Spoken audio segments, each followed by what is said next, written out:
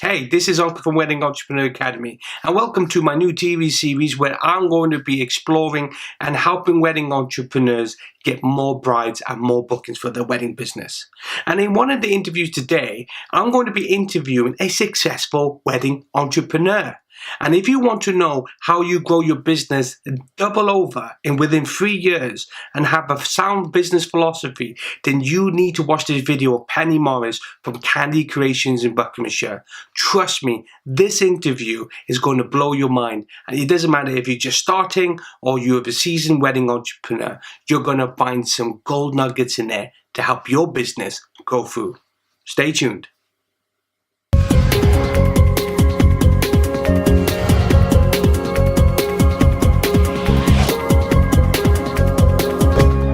This is Onkar from Wedding Entrepreneur Academy, and thanks for joining me today with interviewing wedding experts and successful. And I am really, really pleased to have the beautiful, the very smart Penni from Candy Creations, Buckinghamshire. Hello, Hello, Penni. Hello. How are you? Oh, Penni, thank you so much for joining us today. I really, really hope that the wedding entrepreneur community is going to get some great info, some information that I want to get out there and really talk about. Because for big background, I've known Penni for about 3 years now, 4 years, something like that, Penni. Yeah. And I've just seen Penni grow and grow and grow, and it's just been fantastic. And I thought, you know what, I got to get it out there. I got to show people how good she is, how smart she is, how beautiful she is, and just literally, which is just need to get out to the wedding entrepreneur community to come from here. So, welcome, Penni. Hello. So Penni, yeah, I was just basically, let's shoot straight into it. You know, what do you do? What's your speciality in the wedding industry? Well, I own a company called Candy Creations Buckinghamshire. And I kind of created the tagline of "We make events sweeter," which is candy buffets, bespoke candy buffets, not candy carts. This is slightly a higher level than that, to be polite to those that do candy carts. Yeah. I make creations out of sweets, everything from candy trees as centerpieces. Pretty much most sweets can be turned into a candy tree. And also, I've got chocolate fountains, popcorn, candy floss. So, where there's a wedding, we bring the sweetness. Oh, I see. That's just strap lines of marketing. Everyone knows I love marketing. We bring the sweetness to your wedding. I like that. I really like that. So you kind of, obviously, I know what you mean. You're not saying like, to anyone who's doing candy carts, it's low level. I know you're not saying that, but what you're saying is just that you do a kind of bespoke creation on the table and bring it to I have to use my creative mind in that way. Okay, wow. It's time consuming, isn't it? I bet it is. It is time consuming, but it exercises that creative side of my brain, and I get to meet the brides and grooms, and so they inspire me to do it. So not only is it their colour scheme, it's their favourite sweet. For some people, one of the jars of sweets, I know how important it is. It may remind them of someone, or it'll be a nod to someone who can't make the wedding. So you get in very close and personal when you're doing a consultation with your brides and grooms sometime. And so it's difficult because you want to get it so right. You've got one shot to get the wedding right. But it's also really easy because they'll inspire you right down to the typeface and make sure that it matches the table plan typeface. And so it's something that's very, very personal to them and very bespoke. I never do the same one twice.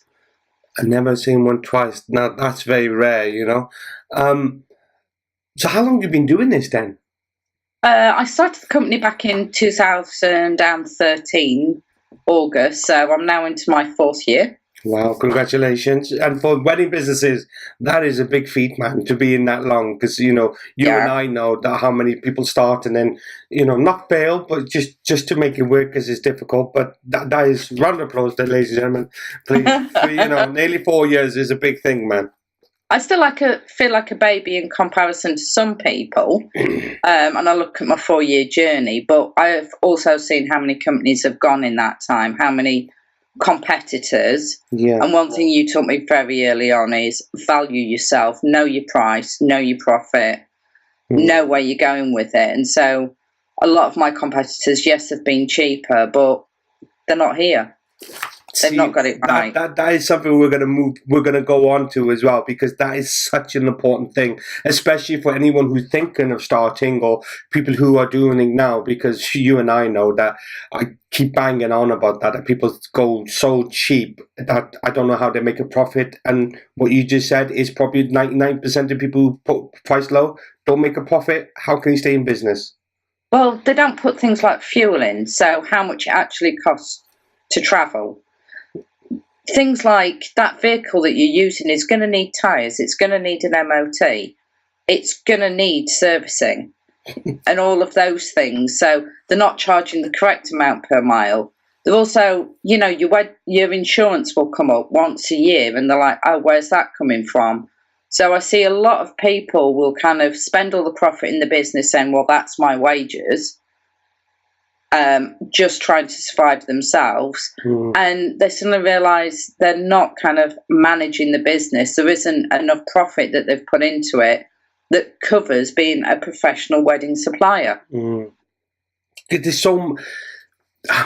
well, bloody hell, that is just basically sums it up, because it's just that's obviously I know you're smart. Personally, I always know that you're a hell of a lot smarter than the average, and I don't mean to demean anyone, in a sense, because you got business 101. There has to be, take those into account, because and I know that as we're fair enough, but there's a difference between working in your business and on your business. Yeah. I remember saying that years ago. It's good. I got taught that years ago, and I remember, being really talented at what you do is working in your business, but working on your business is obviously getting customers, but checking the expenses and pricing right. Those are the things where you go out of the business and say, well, what can I do to grow this business? But pricing is a massive thing. I mean, it's so true. They don't tires and things like that. Those got to be accounted for. That's why I always say to people, you should have a good accountant. People think it's not an expense, but you should have those basics as well. Wow. Yeah, I have a bookkeeper and I have a tax accountant. When it comes to that sort of thing, it's a case of hand it over to the professionals. Do what you've got to do. Yeah. Get the reports back in, but you've always got to be analysing your business. Absolutely. Oh God. Because prices change, suppliers' prices change. Well, I was going to come into it like the tips, but even for wedding brides, if you're too cheap, I say to wedding brides, I don't know if they come across, but people think, oh, it's a bargain. Time scales are what could be between range from 12 months, 6 months to 2 years, and whatever deposit you give to the bride gives to the supplier. What's the guarantee that they're going to stay there if they're too cheap? I keep saying to them, I've bailed a lot of brides out, and I mean, these are people, it's a special day, they've worked hard for the money, they've saved, and the supplier's just gone, they've just disappeared. And I'm like, well, with the money, and I'm like, well, how much have they charged you? And they tell me, and I'm like, that's below cost. And I think some suppliers, when the business isn't coming in, will tend to say, right, I'll run special offers, I'll go low. Well, one, it devalues the market. Yeah. And two, they're not making any money. Therefore, if they do so many like that, there is no profit in it. It's a loss, and therefore there's no money for them to continue. So they shut up shop, disappear, and the bride see it as they've taken my money. Well, yes, they have, but the money's gone. It's long gone on this person just trying to survive. Yeah, absolutely spot on. Amazing. It is very true. So basically, by using that strategy of the pricing, value yourself, keep it high, and 4 years. But if you've been in 4 years, what did you do before? Before we go into the story, because I love to know the story, how you got into it, because it might be generally like a lot of people. What did you do before? Originally, I've always been creative, and I went to college, studied graphic design and everything. Came out, and for me, it was very personal, my creative side, and I thought, do I want to go into it as an industry? And the answer was no.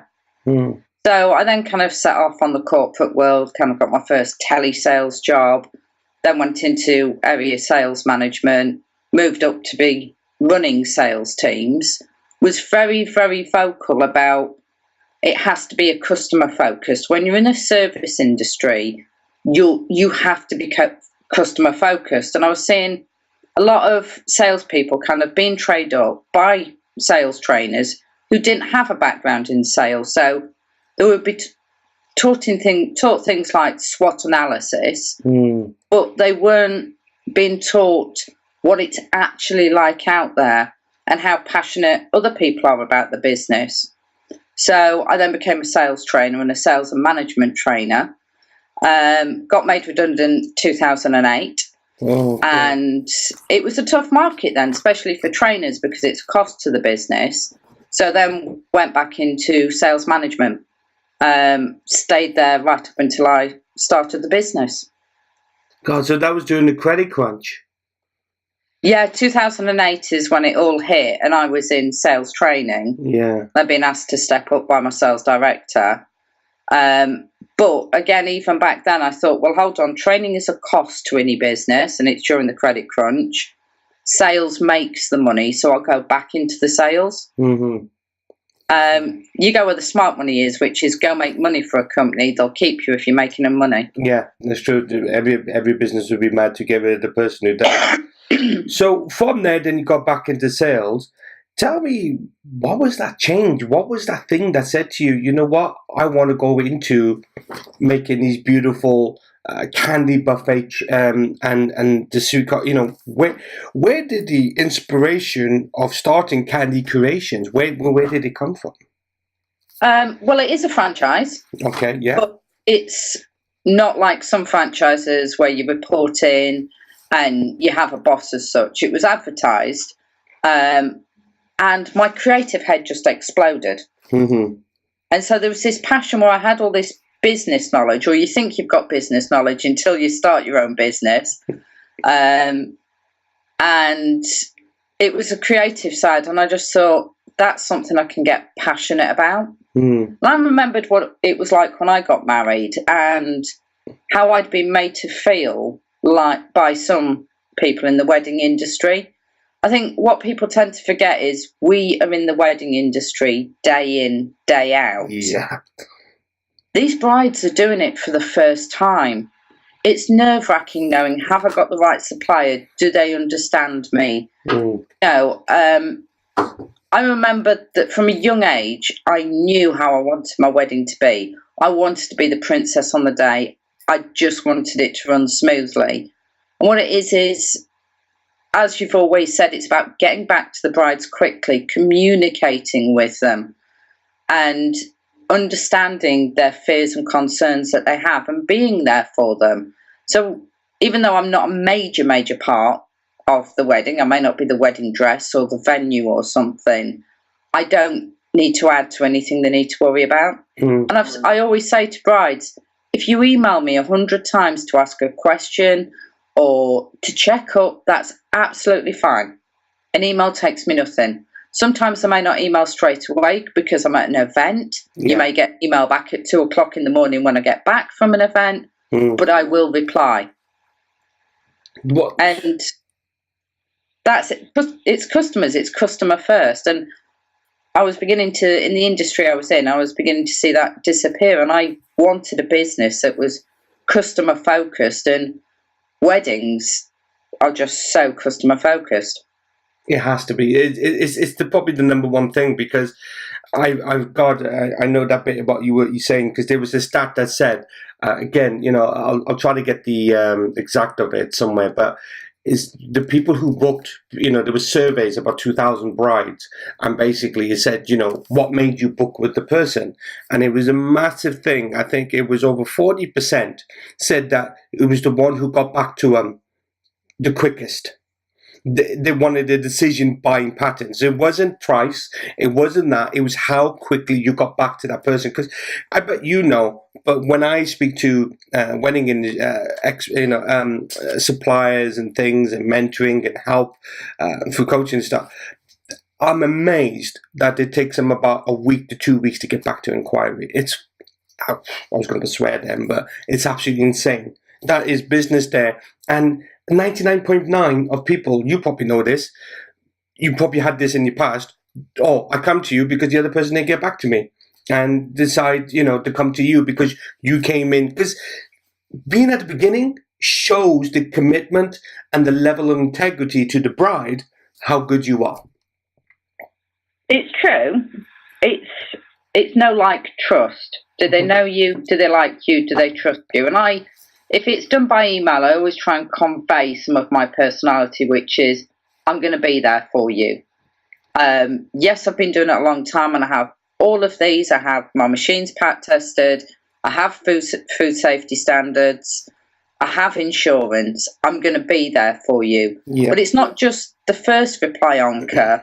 Where other suppliers fall down is every other reply afterwards. I'll have some brides and they'll have booked a supplier, they'll have paid the deposit, and the supplier's not getting back to them. Yeah. Well, that adds worry and stress. And for me, I don't want my brides and grooms, so I focus so much on brides. I do get booked by grooms as well. I don't want them to worry that I'm going to be there or I'm going to do it. Yeah. No, it's absolutely true, because, again, paying the money and they don't hear from them or anything, they have to be accessible. Because the minute you take that deposit, you become a friend of that bride, or you come their big part, and it is such a big part.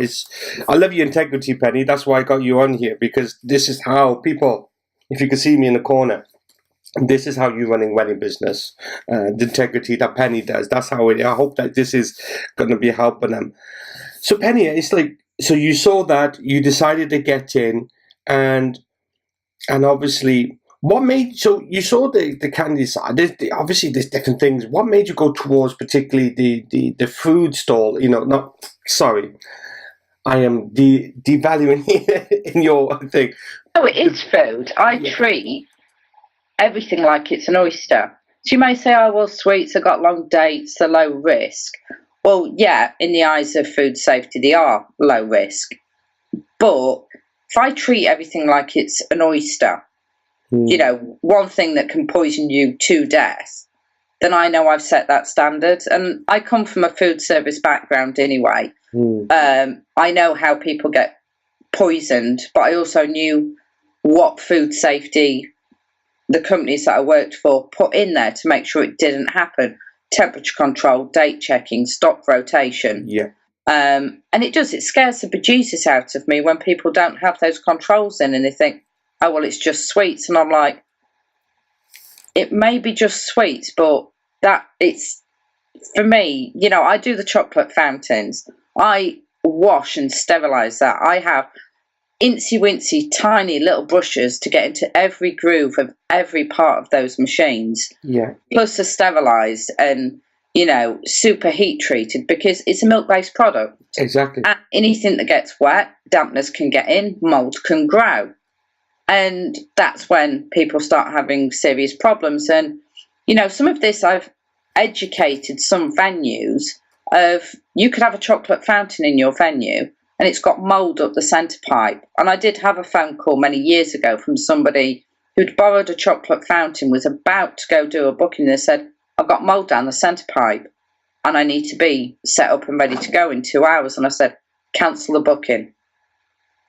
And they were like, no, I've got to do it. And I'm like, that's got to be cleaned. It's got to be scrubbed. It's got to be heated through a proper dishwasher. Yeah. And it's got to be sterilised before you get out. And you're looking at 3 to 4 hours. Cancel the booking. They didn't. Oh. And I never spoke to that person again. Well, we all know what's going to probably happen after that. That's absolutely insane. But that scares me that I know I don't, but other people do. And the thing is, somebody could get food poisoning off a chocolate fountain. When the guests all go down with some stomach bug, it's not the person who walked out of that venue hours ago with the chocolate fountain that's going to be checked up on, it's the venue. They're going to rip through the hotel or whatever's kitchen looking for absolutely anything. And so the reason why venues do work with me is they know that I'm going to protect them, their reputation and their property as much as myself. And it's about having standards and saying, these are my standards. Well, being a venue as well for my hotel, any supplier that comes through, they're doing food. I want their HACCP plan.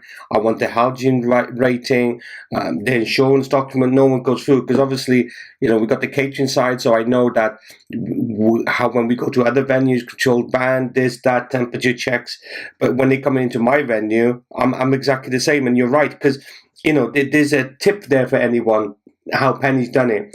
If you want to get into venues, you have to look after their reputation, and even if one thing it gets tarnished, it's incredibly damaging. And touch wood, it's never happened to us, but I've heard other places, and that's why if people say, "Well, how it's so hard to get in venues?" Well, just think from their shoes. What are they concerned about? What's the event manager? They want no hassle, knowing that you've done everything. And Penny's probably cleared all that for venues, and that's why you work with a lot of venues, Penny, don't you? So I remember talking to you a couple of years ago how you got in because you just take away the headache. Because I always say, make the sell easy. And from a venue point of view, is think what they're thinking, what's their concerns. Because you've got the bride, but if you're trying to get into venues, you have to do the same. What's their fears? What's their frustrations? What is it that you can help them to make the sell easy as well?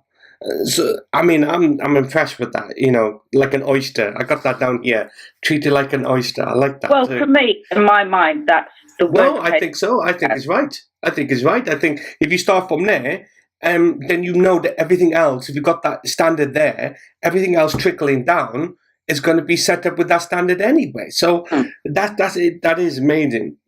So, but I always tell the brides, because again, they don't know this. I'm like, at some point, your venue may ask me for my pat testing on my machines, the certificates, my insurance. They're going to ask for all the allergens and ingredients. Ask. It will be there. So even when I do bookings, even the candy buffets have the allergen list. The hotel has emailed it before, and there's actually one either hanging off the back of the table or on the event manager's clipboard on the day as well, just in case. And a lot of people will say, well, I don't have anyone with allergies, but you just never know. And what I want is the staff to be as prepared as I am, to be able to say. That's impressive, I wish you were in South Wales, and I was just come down. I don't know how far you go there. This is something we will talk about as well to go through.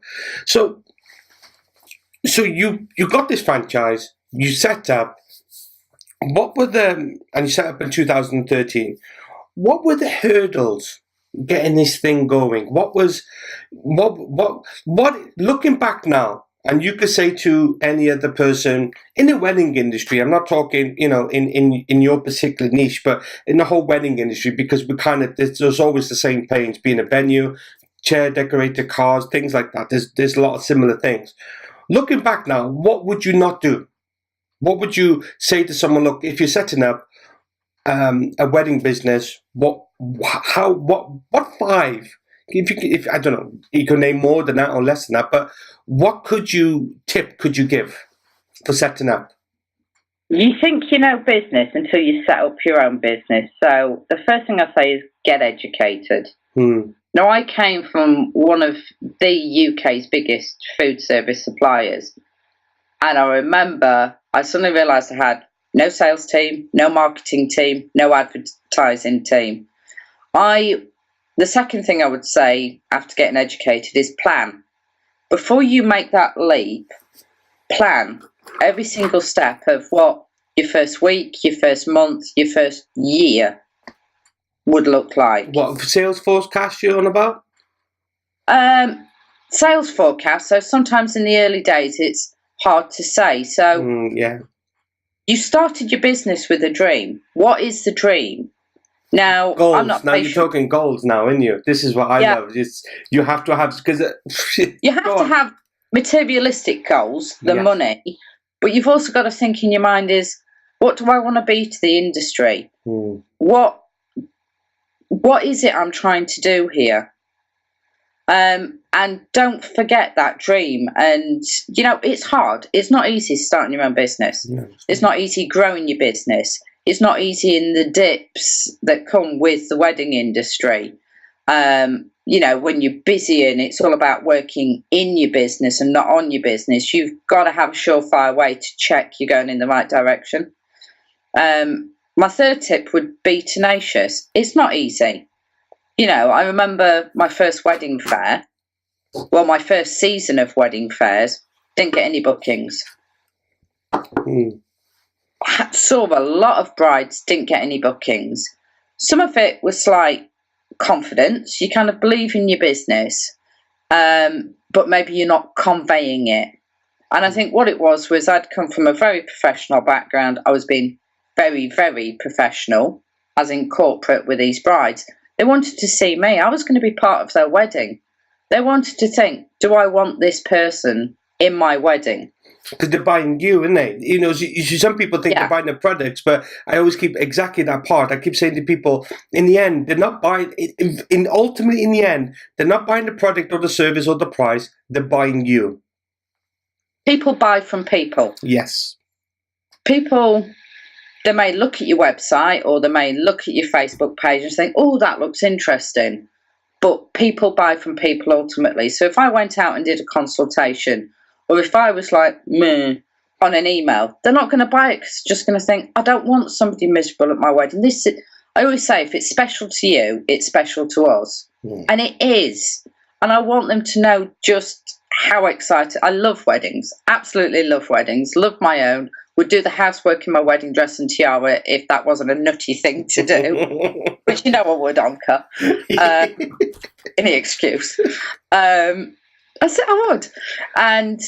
But I love weddings, and they've got to realise that I understand, you know, my wedding was special and theirs is special, and it's as important to them as mine was. So that's what I want them to buy from me. So we've got be tenacious. So I've got educate yourself. No, be tenacious. Set clear goals. And understand your customer.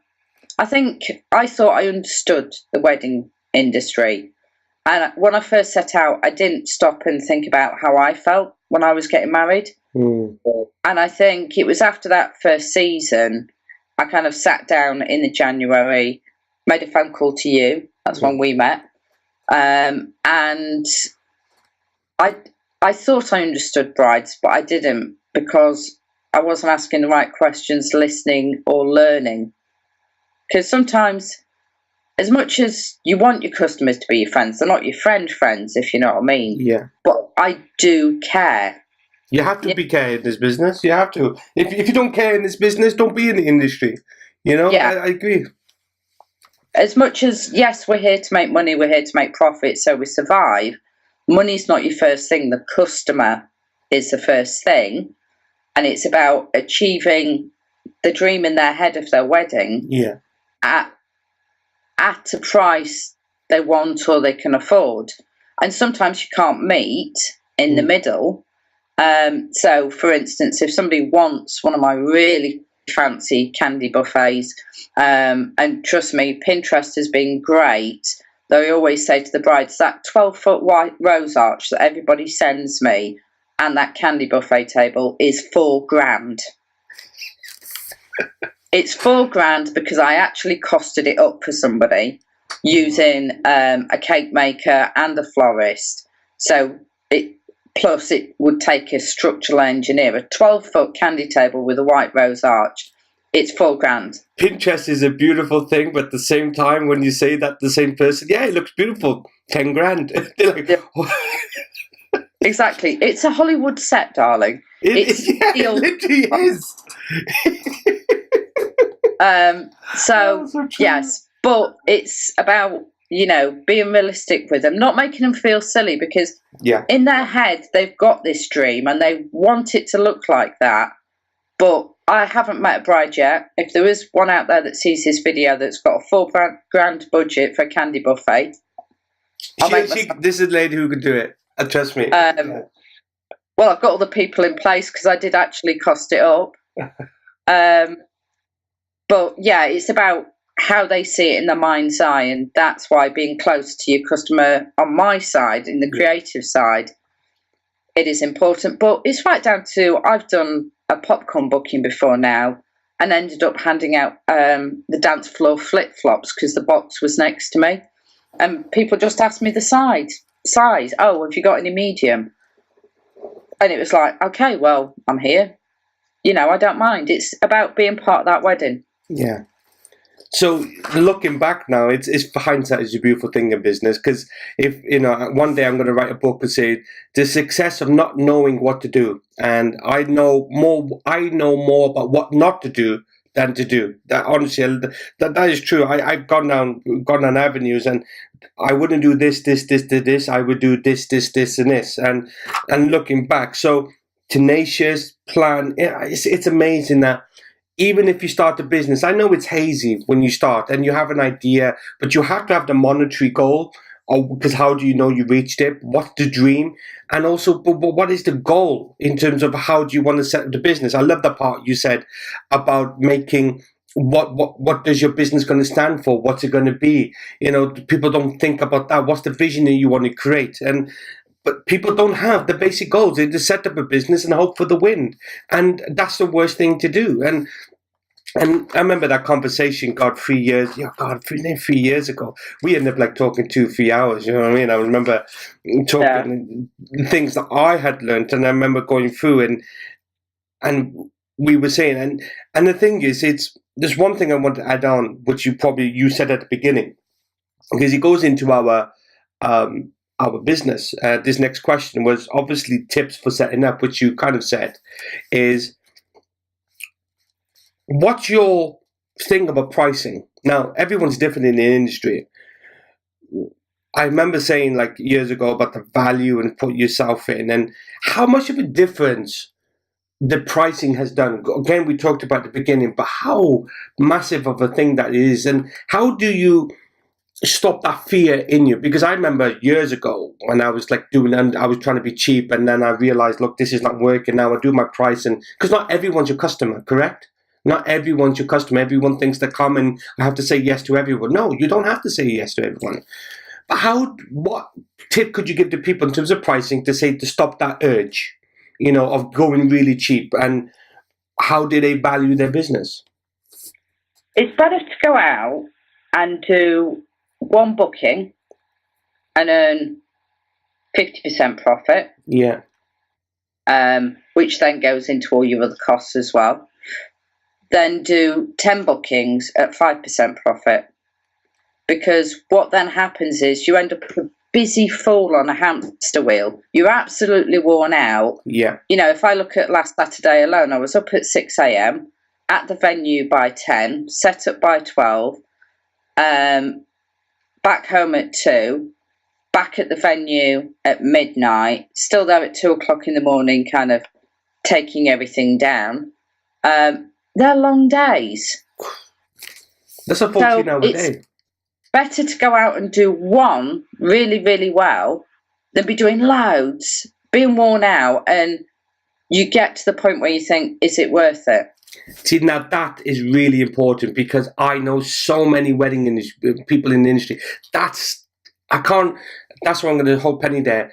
That is the one where you hardly making any money. I've been there years ago. I remember, I don't know, 2004, 2005 going into it, and it's this is crap. I'm not making any money and stuff, because your motivation goes, because we as business people, it's our business, it's our responsibility. We have to keep ourselves motivated, and I think pricing is a big thing. So you said 10 at 5%, and you could do 1 at 50%. That's the same thing.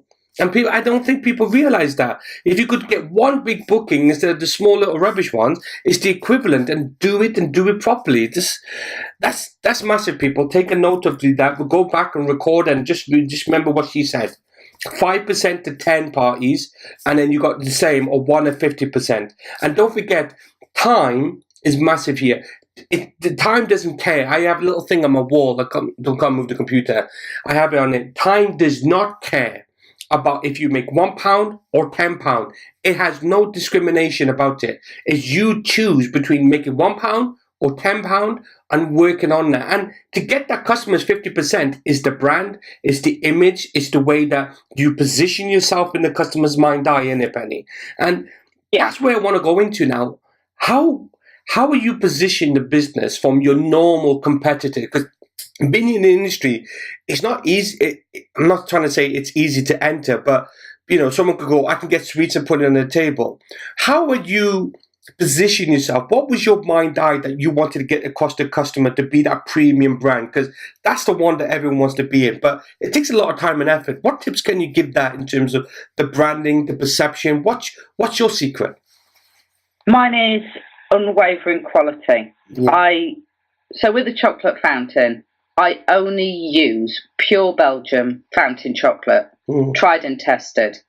Yes, there are cheaper chocolate fountains out there. Do you know what? I'm not going to take a slab of catering chocolate from the cash and carry and double the size of it by using litres and litres of cooking oil. I'm not going to do it. Yeah. I'm going to buy the chocolate fountain Colette's, and that is what you're going to get. You're going to get the quality. Yeah. I could make more profit. We could all make more profit by cutting corners. I'm not going to. Yeah. I'm going to charge what I charge. And I'm not saying people who do chocolate fountain cheaper than me are cutting the chocolate. Yeah, of course. But we know there are some people that have had that experience, maybe at another party or something like that. And I'll say, let me post you exactly what's going in your fountain. And I'll quite happily, and I do have a bag full of samples of, this is what's melted into your fountain. And that's what I was going to say to you. But that's the big thing here. A bride, because we don't, in our industry, unless there's a birthday and stuff, we don't get a lot of repeat customers. We still have the connections for birthdays and things like that in the future. So our industry stuck by not having repeat customers. Now, it's by word of mouth or a friend who says, so a bride comes to you and basically says, well, I got 3 companies and I'm trying to choose, but yours is most expensive, obviously. But you're saying, how do you convey to them, being on the phone, do you go see them, the difference between your quality? Because I know that you come across as professional. I know that obviously you said about emails getting back straight to them, which is more than twice as quick as everyone else. That's a big thing. Get back to your customers really quick and keep them engaged. But what is it that you can get that, saying you talk about unwavering quality, how do you get that across to people? Because, you can say chair covers and things. It's the same thing. People use cheap chair covers and it snaps and stuff like that. But how do you get that quality over to the customer who hasn't been with you before or hasn't heard of you before? How do you get that across? Do you use samples and things?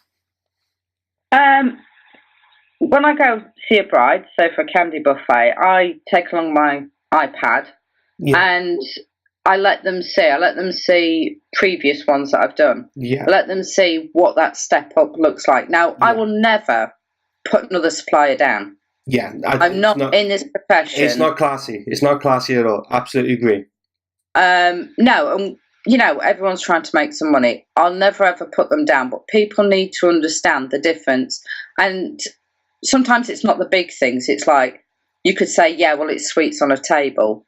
This is glassware that's been dressed, to match their colour scheme. It's a typeface on the label that matches the seating plan and the name cards on the table. Amazing. It's right down to the fact that the table decorations will match and all of the staging that goes behind it, that it's a personal service. And I always say to them, from this point, the consultation, whether you book me or not, but if you do, you get me right up to the last sweet being placed on that table. That's me. I don't hand it off to anyone else. I don't let anyone else, and it's not a control freak in me, it's just caring. But that's detail. That's absolutely, but that's where you got premium, because you go into the detail, and the way you described it is exactly the same pitch you probably give to the bride, which is true.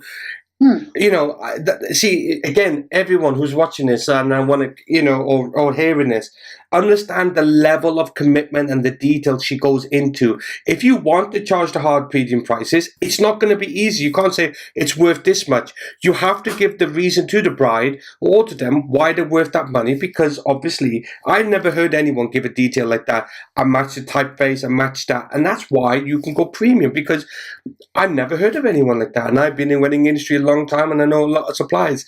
That is music to my ears, but I think that should be a precedent, a setting. If you're going to go to a Penny Morris standard setting, that's how you go to premium. Oh, gives me goosebumps, Penny. I'm telling you, give me goosebumps. Well, caring on, it's okay caring about your business. It's okay about caring about surviving in business.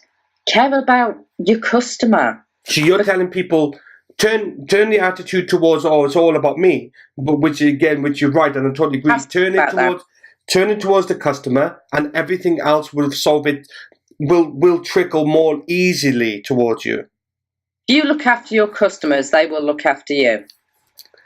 And what you've got to remember is, okay, we don't get repeat business from brides, or we hope not to. When we do the booking, we don't think, yeah, I'll see you. But what you've got to think, and I've always thought this, whenever I do anything, I'm playing to an audience of 100 plus. So yes, we have. You are absolutely paid for me, but then you're marketing for the next customer. It's true. If you have a little stand there or something, someone goes, I love that. You are, but don't get me wrong. You're not going to have the same customer, but word of mouth is powerful. That's how we've done a venue. Because when we come in, I love this venue. And we try to get the inquiries on the day if someone asks on a reception, and get a pack out and take them through the same sales funnel, the same marketing funnel that we come through. You're absolutely right. You potentially are advertising to another 100 people. And that sweets in nicely to the next question was, what's your tips for sales and marketing? What's the great Penny Morris tips for sales and marketing? What tips can you give to people? What's working for you? Because I love your SEO and domain name. That's, you know, SEO is quite powerful because you're naturally ranked in it. There's so many things. It's like, Facebook has been good to me. Yeah. Then they've changed their algorithms. Yeah. Gotta love them. Just no. It's gone from like 2%. It's like the big mighty person kind of changes it all. So I do run adverts, but I had to learn how to run Facebook adverts. Yeah. You think, Facebook advert, I tell them who I am, what I do. Book me. Bride's probably sat there going, so what? Yeah. So it's about learning, right, what do they need to know? Well, they need to, say with candy buffets, they need to see what I do and how I do it. Yeah. And understand, you know, that it's the whole, if it's special to you, it's special to us. And so running Facebook adverts, I had to learn how to do that properly, because there's so many things running your own business. You think, yeah, I know how to do that. And then nothing happens with a Facebook advert and you're like, maybe I need to go and learn that a bit better. And so you do, you glean information from I'm hoping to help with people who don't, because I'm making a Facebook ad training course very soon, just to get the basic of Facebook ads. But when you're doing a Facebook, you said something really important here, and I was really, people who ever, if they got gripped to Facebook ads, say, buy me, that's just the worst thing to do. Because you said before, which I reiterate all the time as well, is know, like, and trust. And basically, if you go into someone, the Facebook ads is like the same equivalent of going to someone in the street going, hey, book me. And you're like, I don't know you. I have no relationship with you. I have no engagement with you. It's the same thing as someone sticking a flyer in your face and saying, book me now. Well, one, you don't know if they're the right customers. And then two, and the way you say, well, this is who we are, this is how we do things, and you do the level of engagement, you spike an interest. Because we know that advertising, as well as you know, it's a journey. It's about piquing the interest, taking them down the line of journey to the point where they call you or email you, and then in the back end, I know I'm talking sales funnels and stuff, but at the back end where you look after them to come from here, it's a journey, isn't it? Yeah. So Facebook has been one. Second one has been wedding fairs, but it's picking the right wedding fairs. Yes, absolutely. As I said in my first season, which was the 2013 autumn season, I did a mix. Some run by venues, some run by events companies, and you can see hundreds and hundreds of brides. Now, some of them are what are called browsing brides. Yeah. They've got engaged, they maybe have or haven't set a date, or it's for quite a way in the future. And you can spend a lot of money. Now, I spent quite a few thousand on that. Just, you've got to think what it was, October, November, early December. Thousands going to wedding fairs, getting my name out there, got nothing. Now, some of it was me learning, as I said earlier, but some of it was also they weren't at the right stage, or I hadn't understood what is my value. Yeah. Because I hadn't spoken to you by that point, Onkar. Oh, thank you very much, Ben. You know I'm your biggest fan. Well, one of them. But they weren't my customers. Now, brides are our customers. Yeah. But sometimes I was in the wrong venue where what I was asking people to pay is not within their budget. Yeah. So they may have wanted me, but it just wasn't in their budget. And it's okay. Budget is not a dirty word. I'm not for everyone, and I'm okay with that. Yeah. And I'll quite happily help a bride who wants to do it for herself. I don't mind the whole advice side of it, you know, because it's not about me, it's about them. And I understand it. I got married on a budget. It's okay. Absolutely. To not be able to afford everything you want, because at the end of the day, it's about you and your husband getting married. True, absolutely. But if I am there, I'll help make it sweeter and special. That's the way. So you're saying with the wedding fairs, going back now, as you're saying there's some of them, do you think that it was the selection of the wedding fairs and attracting the different types of customers? Because don't get me wrong, there are people who, I talk about the 3 different types of brides. Again, there's nothing wrong with anyone, it's just different. There's the budget, there's the ones who want to spend a bit more, but they're ones who have been sponsored by near enough the bank of mum and dad and they're ready to go or all out. Does wedding fairs have a big significance about which type it is? For me, it did. Yeah. Now, I've done a survey of other people who do what I do. Some people find these large kind of national ones really, really good for them. Some people spend a lot on them, get nothing. For me, it was working with the venues. Yeah. It was that relationship, because what they were doing was they were inviting their brides along. So there was already a slight bit of trust of, I hadn't got through the door to some of these wedding fairs. So 2014, the year was getting out, sitting face to face, having one-to-one meetings with wedding coordinators, them understanding what I do, because they're slightly your salespeople. When somebody says, oh, you know, I want a chocolate fountain or I want a candy buffet, they're saying, yes, we have someone on our books. So you've got to get the trust with the venue. But they were inviting the brides along, so the brides would have booked with them. Because you still get ones that are in the area that see the sign. So these are committed brides looking for suppliers rather than browsing brides looking for ideas. You know, it was the next stage along in their wedding planning. And so it was a case of if they were booked into that venue, you worked with that venue, there was that kind of knowledge that, well, I like the venue, I trust the venue trusts this supplier. So it was a little hurdle working closely with them. But I am a people person anyway. I think that's important. If you're in this industry and you're not a people person, become one. Because, you know, if you don't care about people, then please leave. Love it, absolutely spot on. And you learn to, it's, you know, the way you describe it, you embraced, not you failed, but we all did. And I think there's something that what you're getting across is, you test it as long you go along. Okay, that didn't work. It's not end of the world. Let's change this. But being aware about what works and not no. So you went towards wedding fairs and the right venues, and you built a relationship, which I just love because you're very self-aware, Penny. That's one thing that I've always been just impressed by. You're very self-aware, and I think a lot of wedding entrepreneurs need to say, okay, it's failed, it's happened. Okay, what can I do to make it better? Where did it go wrong? let's test this. Because in sales and marketing, it's a lot of testing. It's about, okay, that didn't work. Let's try this and change this up. And next minute, you know, that's working. Well, we know that's working. How can we make it better? And if it didn't, then you go and so you keep testing. So you're saying Facebook, wedding fairs. Is there anything, one more, is there anything else that you would say to people in terms of advertising, you know, at the moment, in terms of what's working for you? You know, what's working for you? Because, you know, that could help a lot of people. Well, the thing is, you can spend a lot of money with these SEO companies, which is search engine optimization for the uninitiated. Yeah. I learned that after I saw that written enough times. Yeah.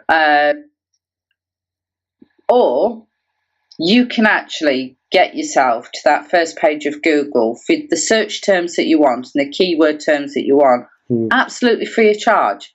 There are so many wedding websites that will let you advertise for free. Yeah. I've got a huge list. There are other places like free ads, Yale.com, so that if you put yourself in enough places, every time somebody clicks, it's moving you up as a more and more popular site. And I did it absolutely free of charge. So I'm sorry to people who do SEO. It's tenacity. The other thing I had was my blog page also, so Facebook and Twitter, going into my website. So every time I posted something, again, it was making it a more and more active website. So it's when somebody puts, say, chocolate fountain Aylesbury, I come up on page 1. I go between 1 and 3, and whoever's paid Google AdWords or whatever. Yeah. But I'm there, and I check that regularly to make sure that I am there, because people generally, and I learned this, and I sound like an expert, but it's everything that I've learned since 2013 is people look at those top few on page 1. Yeah. Do you know the first top 3? For anyone who don't know, we got an SEO product as well that worked with Mo. She's one of UK's SEO consultants. And if you don't know what SEO or get the basics of it, you can jump to our website, and we got a really great, massive modules about SEO, because Penny is a person who went in deep inside to learn it as well. But one thing that Mo says about it, which you're right there, Penny, did you know that 40% of anyone who looks only look at the top 3? No, not 40, 60%, so because the 40 is not. 60% of the people don't even scroll, and they look at the top 3 and being number 1. And number 1, they click, and then you go number 2, the rest half the page is obsolete.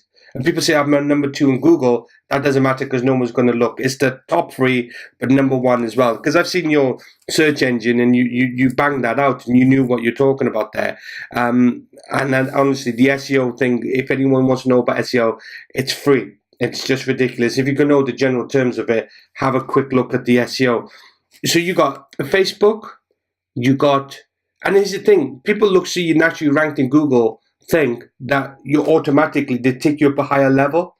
There's something I always said was, they naturally think, oh, if she's on top of Google there, she must be pretty good. So they come into it with a more engagement as well coming into your site.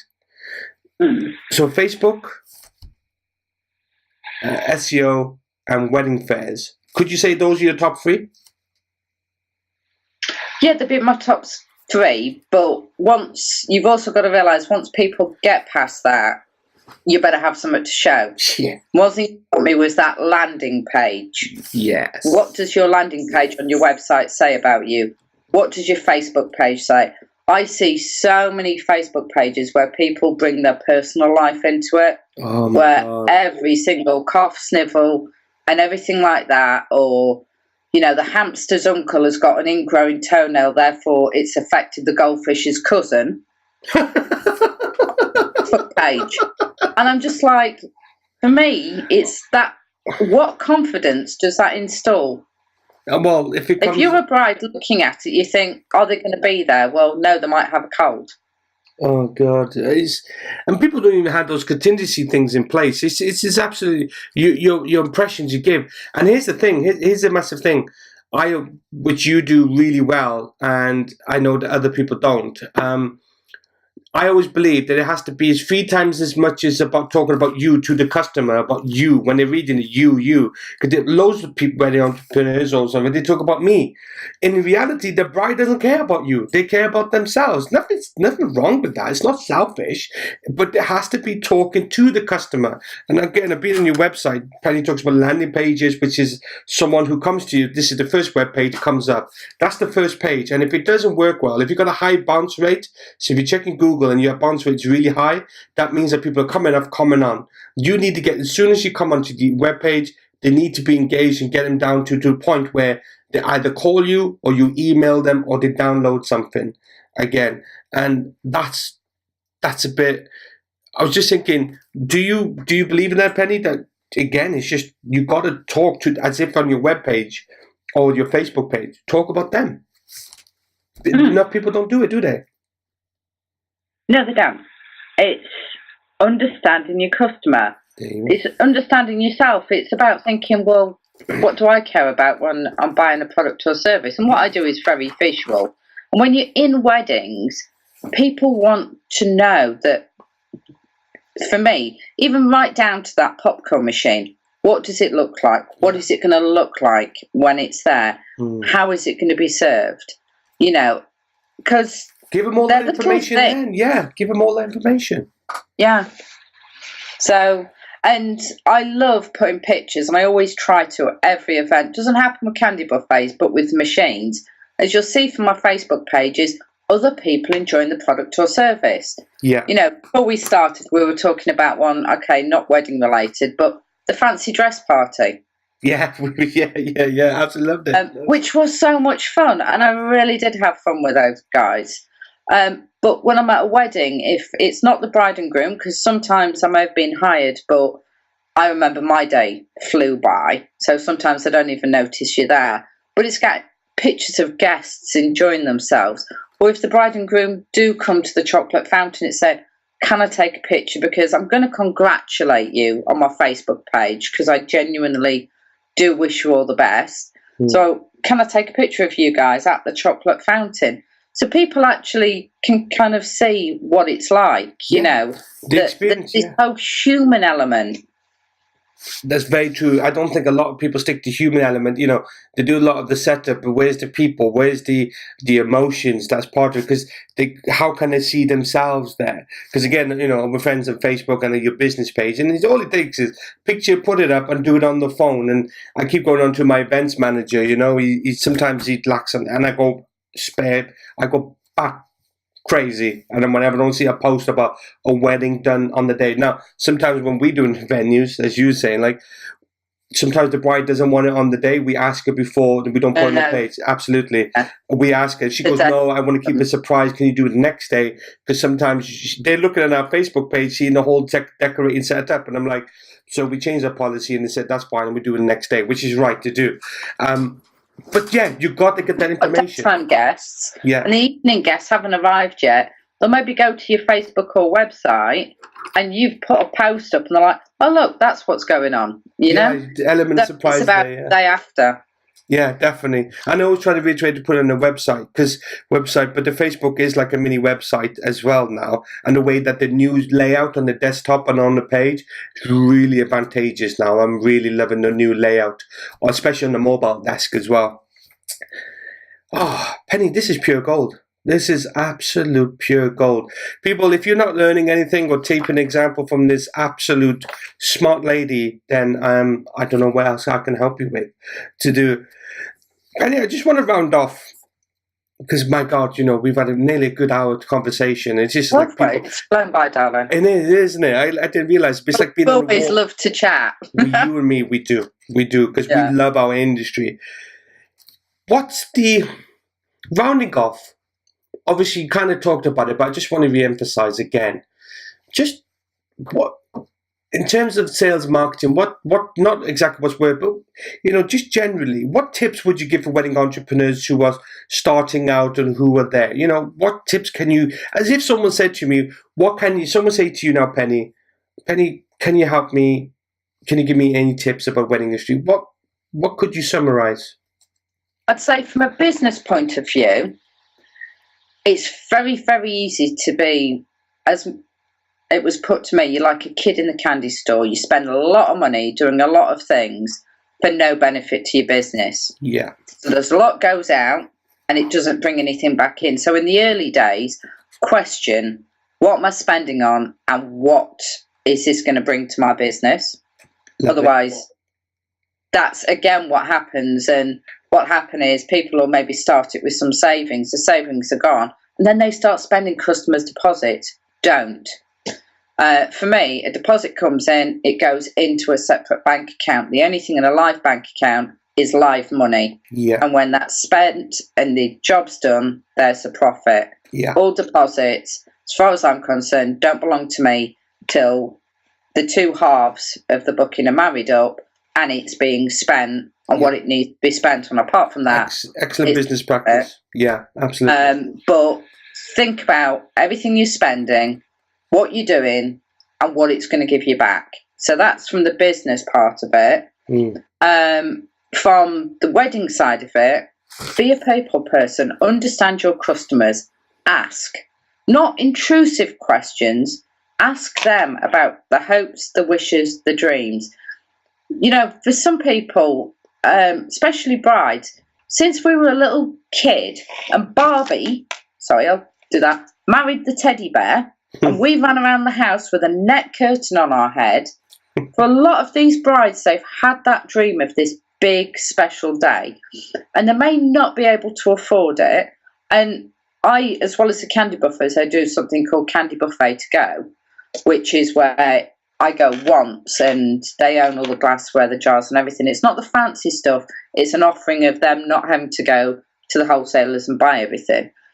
But it's about understanding no matter what the budget is, it's still special. Yeah. It's their special day.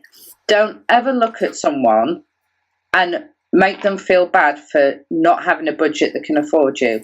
And there has been times when I said, look, I just cannot do it for that price. You can say no, I agree. I'm really sorry, but I'm never going to make somebody feel bad. Yeah, and I hear of suppliers that will snicker at brides, will go, you won't get anything for that.